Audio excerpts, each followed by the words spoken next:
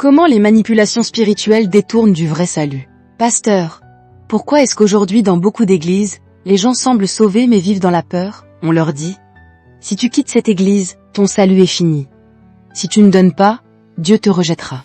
Si tu ne fais pas ce que le prophète dit, le ciel te sera fermé. Pasteur, est-ce que le salut peut dépendre d'un homme? Non, ma sœur. Le salut ne dépend ni d'un prophète, ni d'un père spirituel, ni d'une église, ni d'un système. Le salut vient exclusivement par la grâce, au moyen de la foi en Jésus-Christ seul. Quand un système religieux commence à dire « sans nous tu n'es rien », hors de notre couverture tu es perdu, c'est déjà une manipulation dangereuse. Mais pasteur, certains prophètes disent « je suis votre porte pour entrer dans les bénédictions.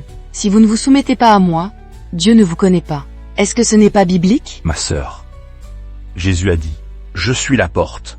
Celui qui entre par moi sera sauvé. » Il n'a pas dit « l'apôtre est la porte. Le prophète est la porte. Ton père spirituel est la porte. » Quand un homme prend la place de Jésus dans le salut, ce n'est plus un ministère, c'est une idole vivante. Pasteur, pourquoi ils utilisent la peur? On dit aux membres, si tu refuses ce que le prophète dit, tu seras maudit, tu seras frappé spirituellement, ta vie sera bloquée. Pourquoi ça marche autant? Parce que la peur crée l'esclavage. Et toute forme de salut bâtie sur la peur est déjà une contrefaçon. La Bible dit, vous n'avez pas reçu un esprit de servitude pour être encore dans la crainte. Une église qui sauve par la terreur ne prêche pas le Christ. Elle fabrique des prisonniers spirituels. Pasteur, certains leaders disent, soumets-toi totalement à moi, je suis ta couverture. Ton salut te sera révélé à travers moi. Est-ce vrai? Ma sœur, écoute-moi bien. Christ est la seule couverture du croyant. Pas un homme, pas un titre, pas une église. Jésus seul est le chef, le berger, l'époux et le sauveur. Quand un homme exige une obéissance qui remplace Jésus, ce n'est plus du discipulat, c'est de la domination spirituelle. Pasteur, est-ce que la manipulation peut empêcher quelqu'un d'être sauvé?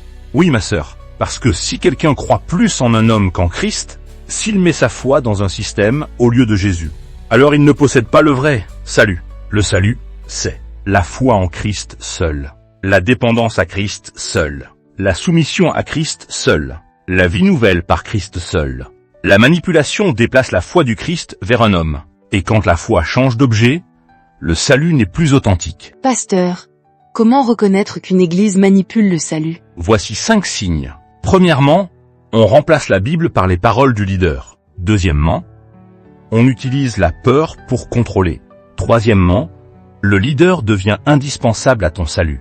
Quatrièmement, les membres sont isolés du reste du corps de Christ. Cinquièmement, on attache le salut à des pratiques, des offrandes, des rituels ou des couvertures. Quand ces choses apparaissent, Christ n'est plus au centre. Le système devient ton sauveur. Et c'est une fausse route. Pasteur, que doit faire quelqu'un qui découvre qu'il est manipulé? Courir vers Jésus, revenir à la parole, rompre avec la peur, et placer à nouveau sa foi dans celui qui est mort pour lui. Le vrai salut ne t'enchaîne pas. Le vrai salut te libère.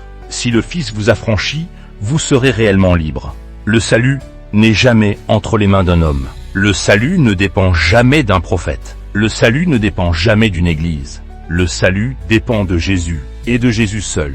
Toute église qui manipule, contrôle ou effraie n'annonce plus l'évangile.